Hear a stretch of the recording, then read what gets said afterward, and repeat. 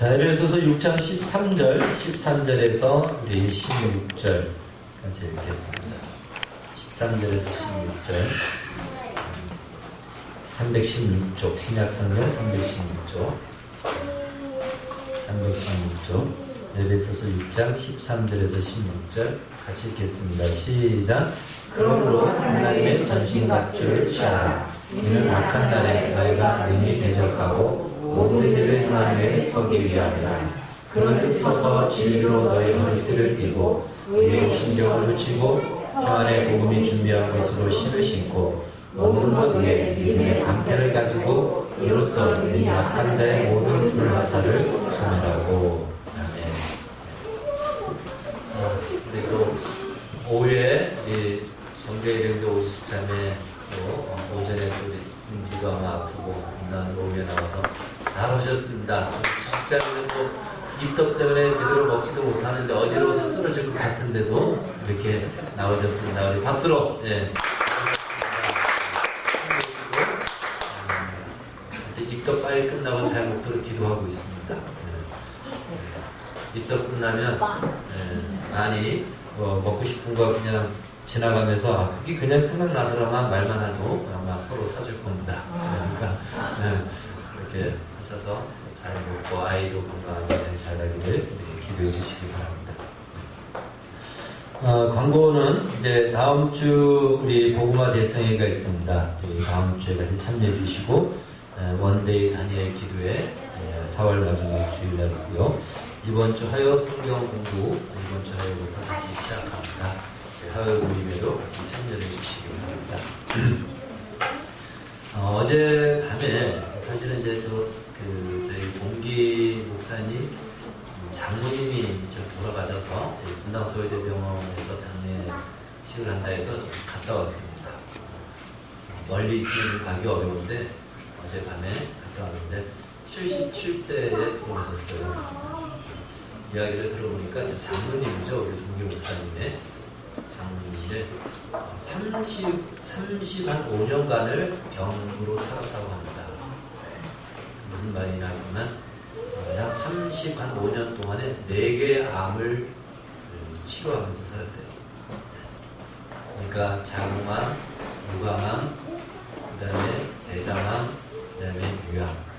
그래서 4개의 암을 한 30년 동안 이거 하나 고치고 또 저거 고치고 30여 년을 거의 병상에서 살다가 이제 믿는 가정은 아니었어요. 그 가정이 마지막 결국 이제 샘물 호스피스에 가서 복음을 영접하고 영접 기도하고 마지막 그 과정을 마치고 세상을 떠나시게 됩니다. 한 2년 정도 요양병원에 계시다가 마지막 한 2주 정도를 그래서 호스피스에서 있었다고 합니다. 그래서 하나님께서 이렇게 택한 백성은 구원 얻을 때까지 하나님이 시간을 주세요. 시간을 주십니다. 그래서 구원 얻는 자리로까지 들어오게끔 하십니다. 참 그런데 그러면 그것이 가만히 있는다고 그렇게 되냐? 그 말은 아니에요. 그래서 하나님이 그 어려운 과정 속에 마음을 낮추고 마침내 복음을 영접하는 자리로까지 그렇게 이끌어 가십니다. 마지막 그래도 그렇게 잘 마무리되고 저희 동기 목사님이 그 가정에서는 이제 막내 사이예요. 형제들 중에서도. 그럼에도 아무도 안 믿지만 그 사모님만 이제 믿는데 기독교 장례를 다 시작부터 끝까지 하게 됐습니다. 감사하고 여러분 우리가 예수 믿는 사람들이 이 세상에서 가장 웃을 수 있고 우리 예수 믿는 걸 보여줄 수 있는 봐라 우리 예수 믿는 거다 이거라고 보여줄 수 있는 장소가 뭐냐면 장례식장입니다. 근데 이제 별로 장례식장에서 그걸 마지막 보여준다는 것이 우리는 별로 좀 더 살아있을 때 보여줬으면 좋은데 장례식장에서는 확연하게 보여주는 거예요. 네.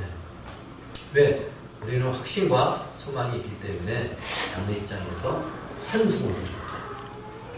그게 얼마나 놀라운 일인지 모르죠. 어디 장례식장에서 찬송을 부르니까 곡을 하는 것이 아니에요. 네. 통곡하는 노래가 아니고 그야말로 찬송을 부릅니다. 그러한 은혜가 우리에게 약속이 있음을 꼭 기억하시기를 바라겠습니다.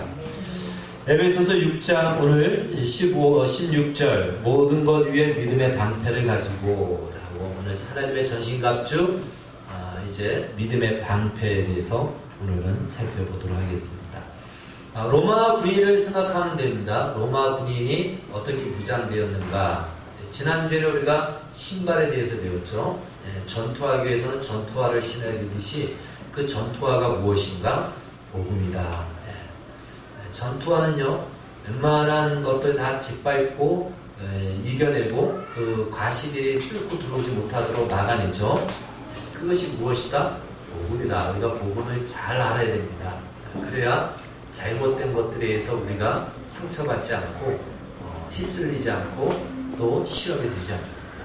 근데 오늘 이제 16절에 보니까 모든 것 위에 무엇을 가지고? 믿음의 방패를 가지고. 여러분, 방패는 무엇을 위해서 가장 먼저 쓰여지죠? 방패가 언제 쓰여집니까? 상대의 공격이죠. 로마 시대에는 방패가 두 개가 있었습니다. 하나는 내 몸을 가릴 만한 큰 방패가 있죠. 그래서 그걸 먼저 딱 이렇게 막으면은 완전히 막혀서 하나의 성처럼 되죠. 그게 어디에 필요하냐면 적군이 제일 먼저 공격할 때 과거에는 화살을 쏩니다. 화살을 쏘고 그 다음에 공격 앞으로 나가거든요.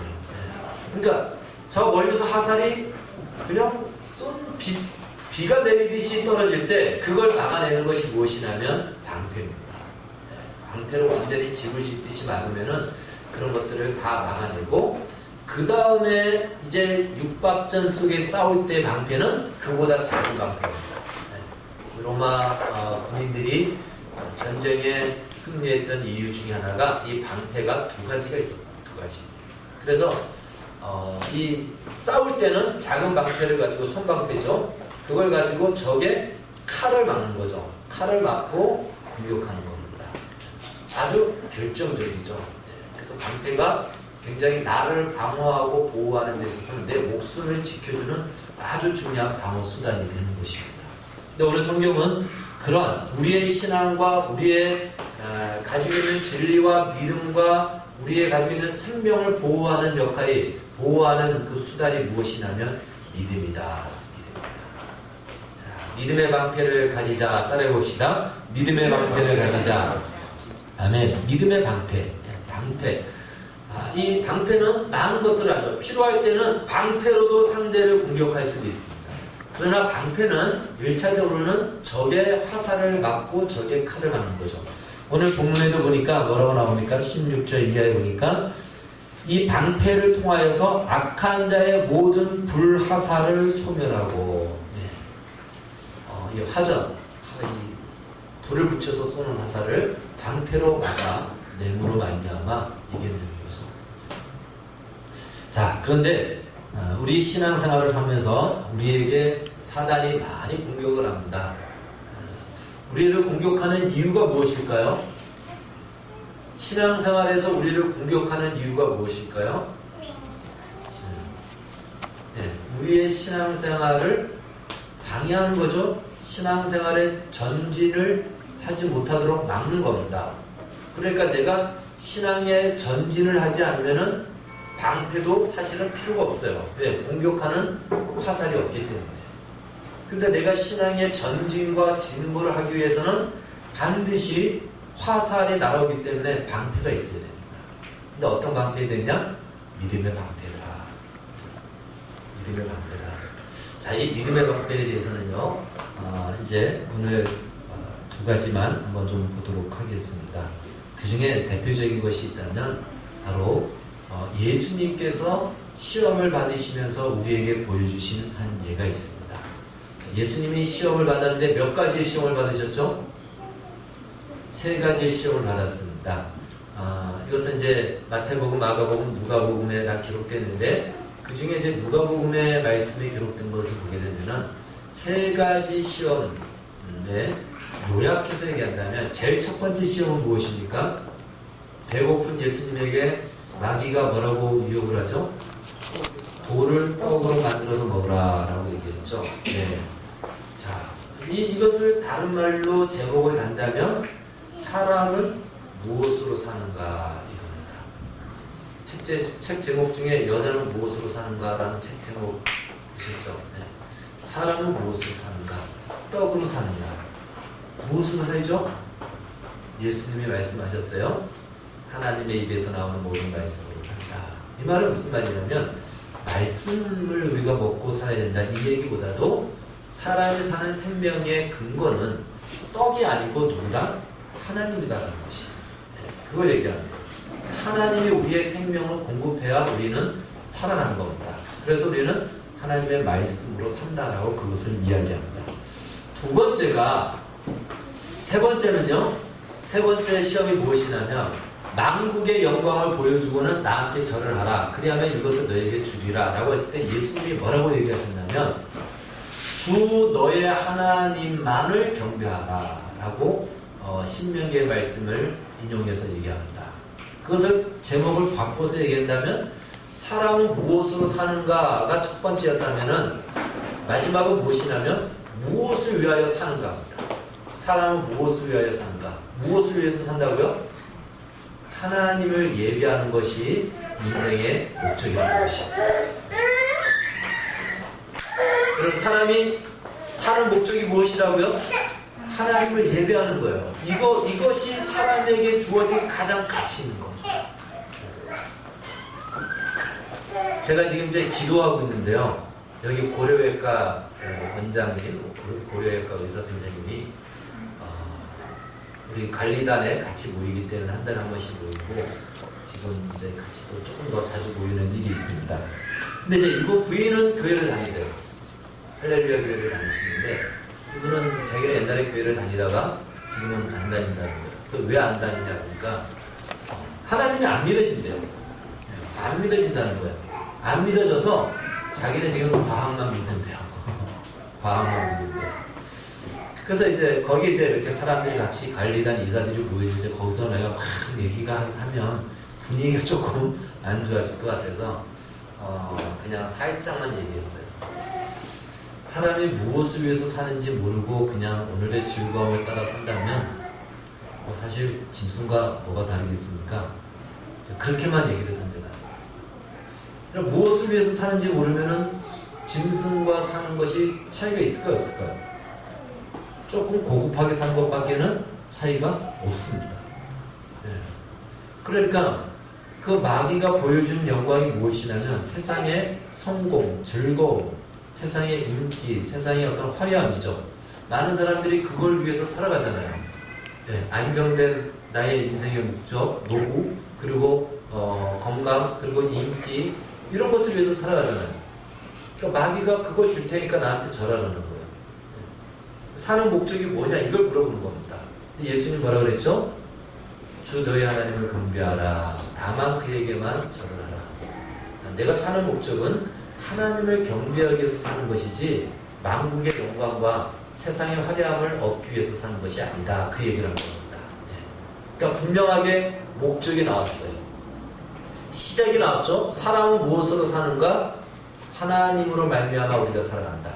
무엇을 위해서 사는가? 하나님을 예배하고 경배하기 위해서 산다. 이 말이 예배와 경배라는 말을 우리가 모여서 예배하는 것 이것만은 아니에요. 이렇게 예배하는 것은 당연히 있어야 되지만 이것 자체가 무엇이냐면 우리가 살아가는 삶의 목적이 내가 하나님을 경외하는 중심으로 살아갈 때 그것이 삶 속에서 예배가 되는 겁니다. 그런 것이지 이 시간에 맞춰서 와서 예배만 하는 것 이것이 목적이다. 이것은 아니에요. 살아가는 삶 속에서 하나님을 예배하는 중심으로 살아가는 것을 말하는 겁니다. 그것까지 포함해서 얘기하는 거예요. 자, 그러면 이제 중간에 남았습니다. 중간. 시작이 있고 끝이 있어요. 그러면 중간이 무엇이냐면 어떻게 사는가. 어떻게 사는가. 어떻게 사는가. 시작이 있고 무엇을 위해서 살아야 되는지도 알아요. 그러면 어떻게 그렇게 살아가느냐 이거예요. 그때 시험을 어떻게 마귀가 줬냐면은 예수님을 높은 성전에 데리고 올라가가지고는 이렇게 얘기합니다. 여기서 뛰어내리라. 그러면 성경에 말씀한 대로 예언한 대로 하나님이 그의 사자를 보내서 너의 발을 다치지 않도록 보호할 것이다. 그러면은 네가 높은 성전에서 뛰어내렸지만 하나도 다치지 않는 너의 모습을 보면은 사람들은 너야말로 하나님이 보낸 메시아라는 것을 믿게 되고 알게 될 것이다. 그렇잖아요. 여러분, 만약에 우리 여기 고이트 프라자 10층에서 뛰어내렸는데 하나도 안 다치고 탁 섰다고 생각해 보십시오. 좀 특별한 사람이다 이렇게 보지 않겠습니까? 네. 저도 좀 특별했습니다. 오토바이 사고 날 때 그냥 오토바이 부딪히면서 붕 뛰어가지고 착취를 해서 하나도 안 다쳤습니다. 네. 그거는 운동신경입니다. 늦었다 하는 순간 그냥 충격과 함께 내 몸을 확 날렸죠. 그러니까 오토바이는 그냥 확 차 밑으로 들어갔지만 저는 붕 뛰어서 탁 착취했습니다. 네. 자, 그렇게 시험을 했습니다. 그랬을 때 맞는 얘기거든요. 정말 하나님이 나와 함께 한다라는 증거를 하나님이 이 세상 사람들이 알만한 증거를 보여주면 사람들이 나를 메시아로 알 것이고 하나님이 인정할 것이다. 우리 다 그런 마음을 갖고 있습니다. 근데 예수님이 거기서 뭐라고 말씀하셨냐면은 주 너희 하나님을 시험하지 말라 이렇게 말씀하세요. 이것도 역시 신명기 6장 16절에 나오는 이제 말씀입니다. 즉 무엇이냐면 우리가 무엇을 위해서 살아야 되는지도 알고 우리의 시작이 무엇인 줄 안다면 어떻게 우리의 인생길을 사느냐라고 했을 때 우리는 무엇으로 사느냐, 어떻게 사느냐?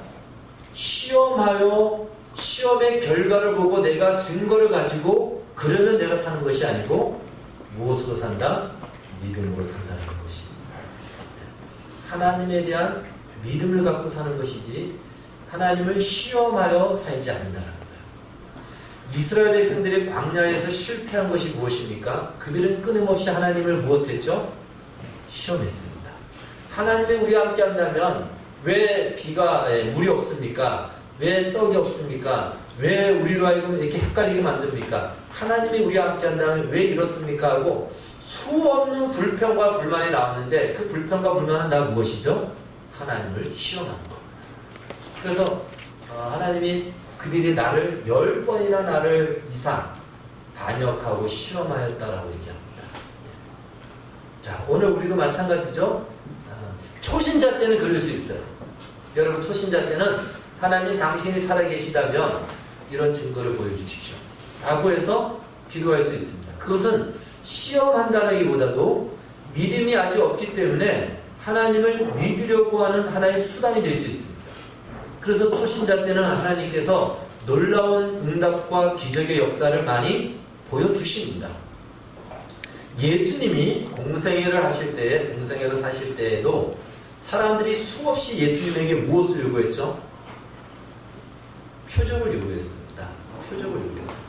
당신이 메시아라면, 하나님의 아들이라면 이 병 고쳐보세요. 저 병 고쳐보세요. 이 일 해보세요. 이것 만들어보세요. 수없이 예수님에게 표적과 시험을 했습니다. 그래서 그 예수님이 보여주셨어요. 그들이 믿음이 없으니까 병도 낫게 해주고 기적도 행하고 해줬습니다. 그러면 한두 번 하면은 그걸로 만족할까요? 사람이? 만족스럽지 않아요. 그럼 이거는 끊임없이 그들은 그 욕망에 시험을 하게 됩니다. 그러니까 예수님이 나중에 뭐라고 얘기하시죠? 너희가 끊임없이 나에게 그렇게 시험하는 표적을 구하는데 내가 보일 표적은 요나의 표적밖에 없다라고 말씀하시죠. 자, 예수님께서 시험 받을 때에 말씀하신 겁니다. 사람은 어떻게 살까? 우리는 이걸 보여주면 내가 한 발자국 움직일게. 움직이고 나서는 또 하나님 이걸 보여주면 한 발자국 움직일게요.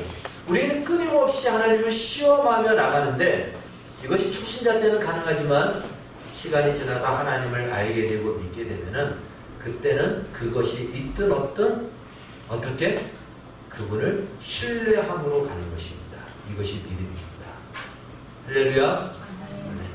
자, 그렇다면 이제 우리에게 무엇을 가지라고요? 믿음의 방패를 가지라는 말은 무슨 말일까요? 믿음의 방패를 갖기 위해서는요, 가장 중요한 것이 무엇이냐면 하나님이 누군지를 알아야 돼요. 하나님이 누군지를 알아야 됩니다. 중마고로 자란 친구 같은 경우에는 설명이 필요 없거든요. 내가 누구보다도 그 친구를 잘 알고 있으면 그 친구가 어떤 뉴스에 정말 흉악한 죄를 지은 걸로 보도가 됐어요. 도저히 내가 알고 있는 친구로서는 그럴 수 없는 친구예요.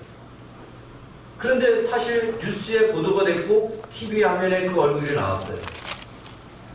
믿어집니까? 믿어지나요? 안 믿어지는데 그렇게 나왔어요. 사진도 나오고 막 나왔어요. 그 사실이에요. 현실이에요. 안 믿는다고 해서 그 범죄가 없어지는 거 아니에요. 그때 어떤 마음을 갖게 되죠? 야, 저 알고 보니까 저기 흉악했었어? 이런 마음 가집니까? 아니, 알고 보니까 저렇게 엄청난 사기를 쳤네? 혹시 나한테도 사기친 거 아니야? 이런 마음 가질까요? 피치 못할 무슨 일이 있었을 거예요. 그렇죠. 내가 믿고 내가 신뢰한 친구죠. 그런데 그런 보도가 나왔어요. 그때는 어떤 마음을 갖죠? 세상 사람들은 자, 나쁜 놈, 막 얘기했지라도 나는 어떻게 생각하죠? 제가 저러기 위해서는, 저렇게 한 데는 분명한 무슨 이유가 있다. 쟤는 그럴 나이가 아니다. 이게 우리의 결론이죠. 이게 신뢰입니다. 이게 신뢰. 여러분, 하나님에 대한 신뢰도 바로 이거예요. 우리가 믿음의 방패를 가진다는 것은 믿음으로 산다는 건데, 믿음으로 산다는 말은 무엇이냐면, 만약에 내 인생 속에서 내가 생각지 못했던 여러 가지 어려움과 환난과 이런 것들이 온다 할지라도 이해는 안 돼요. 하나님이 나와 함께 한다면 왜 이런 일이 있는가 이해가 안 돼요. 그러나 우리 하나님을 신뢰한다면, 하나님을 정말 제대로 알아서 신뢰한다면 어떤 마음이 들죠? 하나님은 이런 분인데, 하나님은 나를 사랑하시는 분인데 나에게 이 어려움을 주는 것은 다 알지는 못해도 뭐가 있다? 그럴 만한 이유가 있다. 그리고 이것이 나를 망하기 위해서 주는 것일까요? 나를 유익하기 위해서 주는 걸까요? 나를 유익하기 위해서 주는 것이다. 나는 그 답은 다 모르지만, 나는 그 뜻은 다 알지 못하지만 그것만큼은 분명해. 그래서 하나님을 믿고 가는 겁니다. 이게 믿음의 방패예요. 이런 믿음의 방패. 그런데 우리가 살다 보면은 어려움이 올 때마다 어떠한 화살을 쏘는가? 너 하나님 너와 함께 한다면 왜 너한테 그런 일이 있어? 어떻게 그런 일이 있을 수 있어? 너의 기도를 들어주신다며, 너를 사랑한다며 하면서 내 안에서 올라오는 생각뿐만이 아니고 주변에서 그런 말을 갖다 붙이고 또 공격하는 말들, 별의별 말들, 누가 예수 믿는다고 하면서 결국은 그 꼴이냐? 별의별 얘기 막 화살을 갖다 쏟대죠. 그때 우리가 믿음의 방패가 없으면 그냥 다 맞아요. 그래 맞아, 하나님 있다고 어떻게 이럴 수 있어? 하면서 나도 역시 나 자신에게 화살을 쏩니다. 그러면 시험에 들게 되는 거예요. 그래서 무엇을 가져야 된다? 믿음의 방패를 가져야 됩니다. 근데 이 믿음의 방패는 나의 신념에서 나오면 안 돼요. 우리가 보통은 자신의 신념에서 나오는 믿음을 이야기할 때 어떻게 이야기하냐면 믿습니까? 이렇게 얘기하는 거예요. 그러면 뭐라고 얘기해요? 믿습니다 이렇게 얘기하잖아요. 이건 뭐예요? 나의 신념에서 내가 내 믿음을 내가 굳게 지키겠다라는 이런 내 마음을 아주 결단하고 각오하고 내 마음을 내가 아주 굳게 신지를 굳게 하겠다라는 표현으로 믿습니다 이렇게 하는 거잖아요. 네. 물론 그 안에 내용이 다른 내용이 있지만 우리는 그렇게 하면 내가 그렇게 굳게 믿어질 거라 생각하는데 믿음은 거기서 오는 것이 아닙니다. 믿음은 어디에서 오죠? 믿음이란 말은 다른 말로 얘기하면 신뢰라고 얘기하면 돼요. 신뢰는 어디에서 옵니까? 처음 만난 사람 신뢰가 갑니까? 누구를 가장 많이 신뢰하죠? 내가 오랫동안 보아왔던 사람, 그 안에서 신뢰가 가장 정확하고 가장 강합니다. 그렇잖아요. 처음 만난 사람은 뭘 믿고, 우리도 그런 거 하잖아요. 당신 나 뭘 믿고. 하나님과의 믿음도요, 신뢰관계도 기적을 경험해서 믿음이 생기냐? 그렇지 않아요. 기적을 경험한 믿음은요, 그 다음 기적이 나타나지 않으면 그 믿음은 여지없이 믿음입니다. 하나님과의 신뢰관계는 어떻게 생길까요? 하나님과 오랫동안 깊은 관계 속에서 형성이 됩니다. 하나님을 그래서 알아가야 돼요. 하나님이 어떤 분인지를 말씀을 통해서 말씀 안에서 하나님이 어떤 분인지를 우리는 배워가야 되고 알아가야 됩니다. 그래서 그분은 어떤 분이시다? 그분은 신실한 분이시다. 그분은 믿을 만한 분이시다. 그걸 디모데에서는 뭐라고 그러냐면은 그분은 바로 믿으신 분이시다. 그 말은 다른 말로 믿을 만한 분이다 이런 뜻입니다. 여러분 여기까지 우리가 가야 되는 거예요. 하나님의 믿을 만한 분이다라는 것까지 가야 됩니다. 그래야 우리의 인생에 수없이 펼쳐지는 많은 어려움과 시험들과 환난과 이해할 수 없는 일들, 도저히 설명과 납득이 안 되는 일들, 이러한 일들을 경험할 때도 그분을 신뢰할 수 있기에 갈 수가 있는 겁니다. 그렇지 않으면 우리는 그 화살에 맞아 넘어집니다. 선교지의 이야기들을 들어보면요, 별별 일들이 과거에는 훨씬 더 많았습니다. 정말 선교사 부부가 딸 한 명 데리고 오지로 가서 선교를 하는데 그 마을에 정말 속속이고 말 안 듣는 사람들 선교를 10마을 다 다니고 왔는데 딸을 그 지역의 불량배들이 와서 성폭행하고 그 딸을 폭행하고 집안에 있는 것들을 강탈하고 이런 경우는 정말 시험이 되지 않을까요? 선교를 위해서 그렇게 애쓰고 했는데 하나님은 그때는 벼락을 쳐서라도 이 불량배들을 막아줘야지 이거 완전 풍비박산이 난 거잖아요. 이러한 시험들이 우리 인생 속에 수없이 온다는 거예요. 어떻게 이 화살을, 이 시험의 화살을 우리가 막아낼 수 있느냐? 믿음의 방패입니다. 믿음의 방패. 그 믿음의 방패는 그냥 생기는 것이 아니고 내 신령으로 생기는 것이 아니고 하나님에 대한 신뢰입니다. 신뢰. 자, 하나님은 어떤 분이신가? 그걸 우리가 신뢰하고 알 때, 그분과의 관계 속에 우리가 관계를 맺고 교제할 때 그분에 대한 믿음을 갖고 우리는 우리에게 부르신 길을 오늘도 믿음으로 걸어갈 수가 있는 것입니다. 네. 성경은 하나님을 뭐라고 얘기하죠? 우리 두 군데만 한번 좀 찾아보겠습니다. 로마서 5장 8절.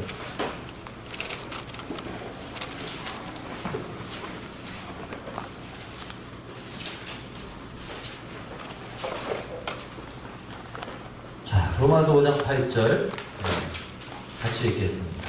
신약성경 245쪽.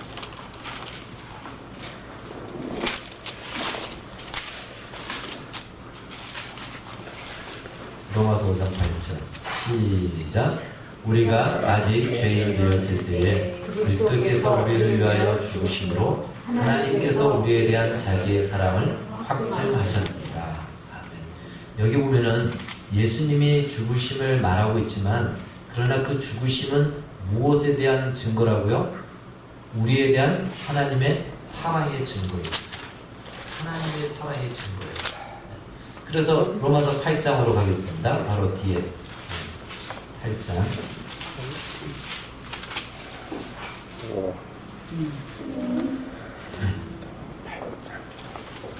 자, 로마서 8장은요, 우리가 사실 저도 암송 못하지만 8장은 암송을 하면 아주 강력한 말씀이고 8장은 자주자주 묵상하고 자주자주 읽으면 좋은 말씀입니다. 로마서 8장.